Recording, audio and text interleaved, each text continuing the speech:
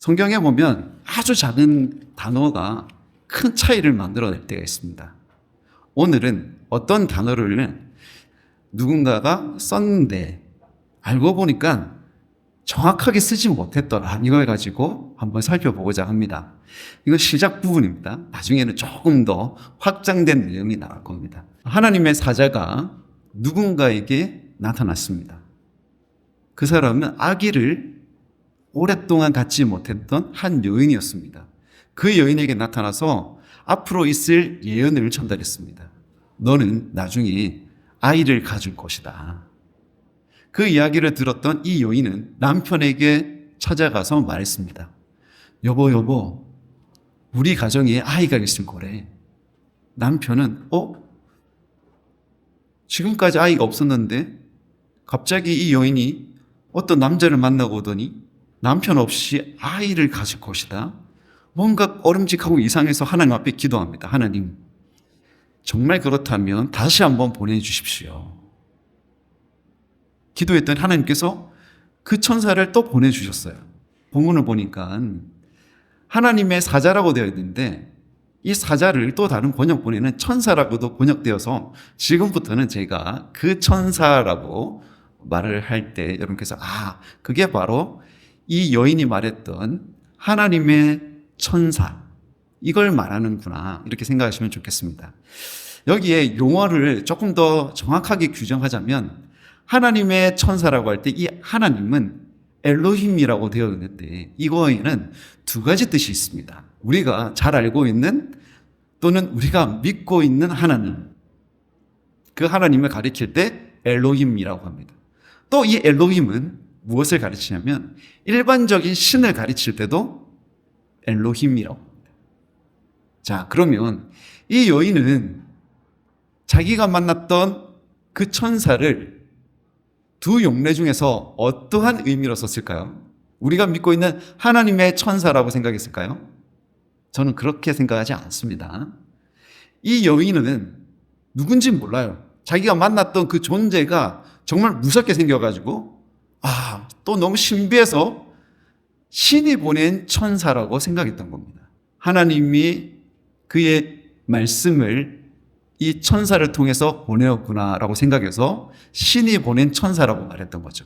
그래서 앞으로 저는 바로 그 천사, 이 여인이 말했던 그 천사를 이제는 그 천사라고 하겠습니다.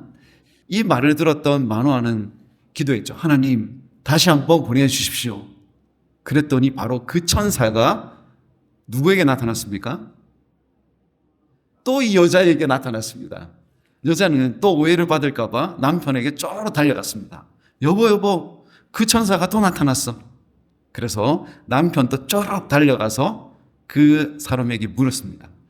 당신이 우리에게 아이를 갖게 된다고 했는데 정말 그랬으면 좋겠습니다. 그러면 아이를 낳았다면 그 아이를 어떻게 키울까요? 라고 했더니 포도주 먹지 마세요. 포도나무에서 나오는 것 먹지 마세요. 당신 부인에게 말했던 그 모든 것들을 지켜 행하세요 라고 했는데 그 본문 앞쪽에 살펴봤더니 여인에게 뭐라고 했냐면 아이가 태어날 건데 그 아이에게는 머리에 칼을 대지 마세요. 즉 머리카락을 자르지 마세요 라고 했던 것이죠. 이런 것들을 다 지켜 행하시기 바랍니다. 그러면 이 아이는 이스라엘을 구원하기 시작할 겁니다 라고 했어요. 이스라엘은 당시 블레셋이라고 하는 해양민족의 습격을 받고 고난을 받는 상태였습니다. 무려 40년간 그런 고통을 겪고 있었던 것이죠. 본문을 보니까 오늘 우리가 읽지 않았지만 저 앞에 보니까 그 여인이 썼던 그 용어는 잘못된 거라는 것을 알 수 있습니다. 13장 3절에 이렇게 되어 있습니다. 여호와의 사자가 그 여인에게 나타나서, 이 천사의 존재는 일반적인 신의 말씀을 전달하는 그런 천사가 아니라 어떤 사자라고 합니까? 여호와의 사자라고. 여호와의 사자였는데 그걸 전혀 인지하지 못했던 거죠. 마노아는 전혀 인식하지 못했습니다. 그 천사를 믿지도 못했고 바로 그런 상태에서 다시 진짜 자기 눈으로 보니까 신비롭고 무서운 존재였어요. 그래서 이 사람을 그냥 보내면 안 되겠다 싶어서 제안을 합니다. 우리랑 같이 좀 있어주세요 라고 말하면서 제가 당신에게 좋은 요리를 대접하겠습니다 했습니다. 그 당시에 고기라고 하면은 염소고기가 으뜸이었던 것 같아요. 그 중에서 염소 새끼 최고의 요리를 제가 당신에게 제공하겠습니다. 그 말을 들었던 여호와의 사자는 거절합니다. 나는 음식 먹지 않겠습니다. 만약 드리려거든 여호와께 번제로 드리십시오. 그 말을 들었던 이 마노아와 그의 부인은 한 바위 위에서 번제로 그 염소 새끼를 태워 드릴 준비하고 또 소제도 준비했습니다. 하나님 앞에 제사들을 준비하고 있는 가운데서 물었습니다. 선생님, 당신의 이름이 무엇입니까? 모르니까 묻는 겁니다. 신의 천사라고 생각했기 때문에 물었던 겁니다. 당신의 이름이 무엇입니까? 라고 했더니 어찌하여 나의 이름을 묻습니까? 궁금합니다. 그리고 만약 당신의 말씀처럼 우리 가정에 아이가 태어난다면 제가 당신에게 보답하고 싶은데 이름이라도 알아야 될 거 아닙니까? 이름이 무엇입니까? 그제서야 대답합니다. 나의 이름은 기묘자입니다. 기묘자라는 것은 wonderful이라는 뜻이었습니다. 그리고 또 하나의 뜻이 있는데 그것은 이해할 수 없다라는 뜻이었습니다. wonderful은 놀라운이라는 뜻이죠. 네.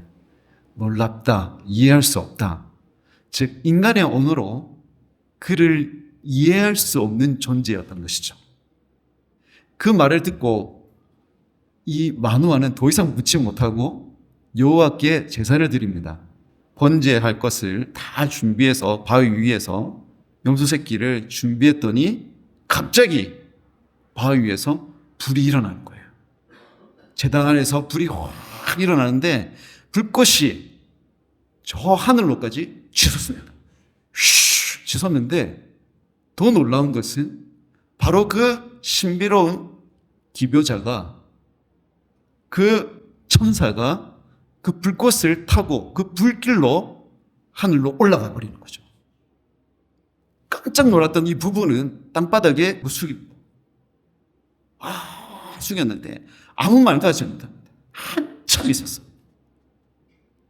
올라갔던 그 신비로운 존재가 내려올 줄 알았는데 다시 나타날 줄 알았는데 안 나타납니다. 그제서야 그들은 알게 됩니다. 우리가 만났던 이 천사는 일반적인 신의 천사가 아니라 여호와의 사자였구나. 여호와의 천사였구나. 감히 다른 신과는 비교할 수 없는 천지 만물을 창조하신 하나님의 천사였구나. 아니, 하나님이셨구나. 고백하게 되는 겁니다. 그 가정에서 아기가 생기는데 이름을 붙입니다. 여러분이 잘 알고 있는 삼손이었습니다. 삼손의 뜻은 태양 또는 태양과 같이 빛나는, 빛이 나는 이런 뜻을 가지고 있습니다. 이름을 붙였습니다. 하나님의 영이 그 아이 삼손을 움직이기 시작하였습니다. 이 말씀은 단 한 가정에게 주어졌던 아주 고대의 말씀입니다. 이 한 가정에게 주어졌던 말씀은 시간의 그 두꺼운 장벽을 뚫고 지금 우리에게 아주 중요한 교훈을 줍니다. 그것은 우리 곁에 있는 사람에게 잘해라는 것입니다. 잘해라.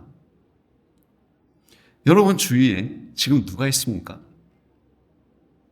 여러분 주위에 있는 사람들을 한번 생각해 보십시오. 돌아볼 필요도 없을 것입니다. 아마 여러분 주위에는 가족들이 있을 거예요. 만약 고아이거나 가족과 사이가 좋지 않으신 분들은 주위에 친구가 있을 것입니다. 또는 직장 동료라든지. 지금 여기에는 누가 있습니까? 교우들이 있습니다. 믿음의 친구들. 교우들이 있어요. 이런 분들이 있습니다. 근데 사람을 잘 믿지 못하는 분들이 꽤 있을 겁니다. 내가 정말 저 사람 믿을 수 있을까? 내가 정말 믿을 수 있을까? 이렇게 의심하다가 우리 주위에 있는 사람들을 떠나보낼 때가 꽤 많이 있을 거예요. 학교 다닐 때는 여러분 주위에 있었던 그 친구들 사이 좋아질 만하면 어떻게 되죠? 졸업해요. 졸업합니다. 예. 또 다른 학교에서 또 친구들을 만나죠. 그 친구들 진짜 내가 이 친구랑 같이 할 수 있을까? 여러 가지 테스트 하다가 자기도 테스트 받다가 진짜 친구 사귀지 못하고 헤어집니다. 친구인 줄 알았는데 시간 지나 보니까 그 친구는 이미 없어요. 여러분, 오늘 이 본문 속에서 언제 사람의 가치를 알게 되었냐면 떠난 뒤에 알게 됐습니다. 이 사람은 특히 이 마노아는 여러 가지 의심을 했어요. 첫 번째, 자기 아내 말을 믿지 못했습니다. 웬 낯선 남자를 만나더니 예언이 주어졌다. 하나님의 말씀이 주어졌다. 우리도 그렇지 않겠습니까? 다 하나님의 말씀으로 믿는다는 것이 쉽지 않아요. 만났습니다. 두 번째 의심은 만나고도 의심이 생겼어요. 언제 의심했어야 되냐면은 나는 음식을 먹지 않겠다. 그 음식은 여호와께 마땅히 바쳐라 라고 했을 때 한 번쯤 의심했어야 돼요. 아, 이 사람은 좀 다른 존재이구나. 한 번쯤 생각해 봤어야 돼요. 근데 이때도 가치를 깨닫지 못합니다. 그 다음에 언제 깨달을 수 있었을까요? 이름을 물었잖아요. 당신의 이름이 무엇입니까? 라고 물었을 때 나의 이름은 기묘자입니다. 언어로 도저히 설명할 수 없는 그런 존재입니다. 하나님께 제사를 바치라고 했던, 제물을 바치라고 했던 그 사람이 인간의 언어로 설명할 수 없는 이름을 가지고 있었습니다. 그때만이라도 깨달았습니다.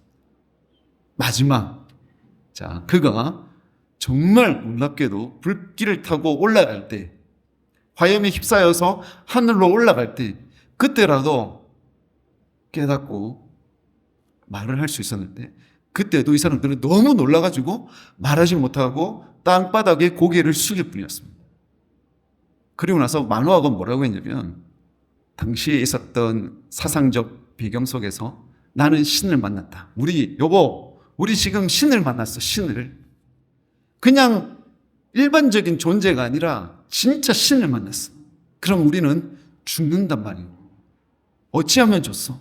신세를 한탄하다가 마지막을 준비하게 됩니다. 그때 아내가 뭐라고 한지 아십니까? 아내는 지혜로운 여인이었습니다. 처음에도 그 천상적 존재를 만났을 때 하나님의 말씀을 그대로 전달했던 여인이지 않습니까? 지금 뭐라고 하냐면 이렇게 말합니다. 여보, 그렇지 않아요. 만약에 우리를 죽이려 하셨다면 만나서 우리가 그의 얼굴을 바라본 순간 우리 죽었을 겁니다. 그런데 우리에게 예언을 주셨고 그 말씀대로 우리에게 있는 모든 것을 받으셨으니 우리를 죽이려고 하는 것이 아니라 그 뜻을 이루려고 하는 거 아니겠어요? 라고 이야기하는 거죠. 그 말씀 이후에 안정감을 느꼈습니다. 마노아는 산이 분별을 제대로 하지 못했습니다. 하지만 조금 옆에 있었던 마노아의 부인은 정확하게 현상을 깨닫고 어떻게 해야 될지를 알았던 것이죠. 자, 이후에 어떤 삶을 살았을까요? 포도주도 먹지 않고 독주도 마시지 않고 포도나무에서 나오는 거 아무것도 먹지 않았겠죠. 그리고 그가 잉태하게 되었던 아이 이 삼손에 있는 머리를 잘랐을까요? 자르지 않았을 겁니다. 왜요? 하나님의 말씀으로 이제 인식하고 그 말씀대로 살려고 했기 때문이죠. 여러분 주위에 있는 사람들, 그 사람들이 한 번씩 여러분에게 뜨끔뜨끔한 말을 전할 때 있지 않습니까? 저는 그런 모습들을 꽤 많이 봅니다. 여러분의 자녀가 어리다고 또는 손녀나 손자가 어리다고 가볍게 여기지 마십시오. 어쩌다가 한 번씩 그 애들이 진리를 말할 때가 있습니다. 여러분 주위에 있는 사람들이 한 번씩 진리를 말할 때가 있어요. 그 꼬마도 뭐라고 하냐면은 아버지 예수님이 우리 죄를 위해서 죽으셨대요. 예수님이 우리 죄를 위해서 죽으셨대요. 여러분 그게 진리일까요? 진리가 아닐까요? 진리입니다. 하나님의 말씀을 이 설교자를 통하여 들을 때는 그게 잘 들리지 않다가 어떨 때는 그 꼬마가 정말 낯선 꼬마가 한마디 딱 하는데 찔릴 때가 있어요. 그거 누가 주시는 말씀이죠? 하나님이 주시는 말씀. 여러분 주위에 있는 친구가 여러분에게 말하는 거죠. 여러분 이렇게 살다가는 안 됩니다. 심한 이야기를 합니다. 이렇게 살면 지옥 갈지 몰라요. 그 말이 여러분의 삶을 찌를 때가 있지 않습니까? 그 말은 누가 주시는 말일까요? 그 사람을 통하여 하나님께서 우리에게 주시는 말씀일 수가 있습니다. 찌를 때 있잖아요. 한 번쯤 생각해 보시기 바랍니다. 내 이름은 김효자매라. 이 음식은 여호와께 바쳐야 되는 것이다. 그런 말을 할 때 한 번쯤 저게 나에게 주시는 하나님의 말씀이 아닐까? 우리는 언제 그것을 깨닫게 된다고요? 그 사람이 없을 때 그 말씀의 가치 또는 그 사람의 가치를 깨달을 때가 있습니다. 떠난 뒤에 깨닫는 거죠. 제가 우리 교회에 와서 아주 좋은 분 한 분 만났습니다. 고 황분호 권사님이십니다. 황 권사님 만나고 제가 아주 많은 사랑을 받았습니다. 한 6개월 가까이 그분과 같이 지내다가 하나님께서 부르셔서 갑자기 가셨어요. 그러고 나서 생각을 했어요. 저분이 나에게 하셨던 말씀이 무엇이 있었을까? 많은 기억 중에 하나가 뭐냐면 좋아요, 괜찮아요 였습니다. 좋아요, 괜찮아요. 좋아요, 괜찮아요. 그 말씀이 저를 얼마나 크게 위로했는지 모릅니다. 나중에 이런 말도 듣게 되었습니다. 우리 교회에 잡초가 우성하게 나고 있을 때 그것을 꾸준히 뽑는 한 권사님이 계신데 그게 보였답니다. 황 권사님께서. 그리고 그 잡초를 꾸준히 뽑고 계셨던 한 권사님이 가셔서 이렇게 이야기했답니다. 권사님 미안해요. 이제야 보입니다. 권사님께서 얼마나 이렇게 고생하시는지 이제야 보입니다. 거기에 대해서 감사를 표현하셨다고 하죠. 저 그 이야기를 듣고 깜짝 놀랐습니다. 하나님께서 그분을 통해서 누군가를 위로하고 누군가를 또 세워주고 그것이 바로 교회를 세우는 그분의 말씀이었다는 것을 제가 가시고 난 다음에 또 다시 재평가를 하는 거죠. 여러분이 살아있을 때, 여러분이 호흡할 수 있을 때 여러분에게 주시는 하나님의 말씀을 잘 생각해 보십시오. 그 말을 하는 여러분 주위에 있는 사람들을 다시 한번 생각해 보십시오. 히브리서에는 이렇게 되어 있습니다. 손님 대접하기를 잊지 말라. 이로써 부지 중에 천사들을 대접한 이들이 있었느니라. 부지 중에 누군가를 대접했는데 그들은 천사를 대접한 사람이었다고 합니다. 여러분 주위에 있는 여러분의 사람들, 어쩌면 그 사람은 하나님께서 여러분에게 보내신 천사일지 누가 알겠습니까? 하나님께서 당신의 말씀을 전달하기 위해서 보내시는 분인지 어찌 알겠습니까? 그렇다면 그분은 어떻게 될까요? 극진히 대하시기 바랍니다. 그가 어리다 할지라도 저 말을 통하여 하나님 나에게 말씀 주시는구나. 그 사람을 귀히 여기시기 바랍니다. 여러분 주위에 있는 사람, 손님이 왔을 때 극진히 대접하는 것은 당연한 것이고 여러분 주위에 있는 사람, 그 사람에게 친절히 대하십시오. 사랑으로 대하십시오. 하나님께서 그걸 기억하시고 여러분에게 더 큰 은혜 베푸실 줄 믿습니다. 그러기에 축복합니다. 기도하겠습니다.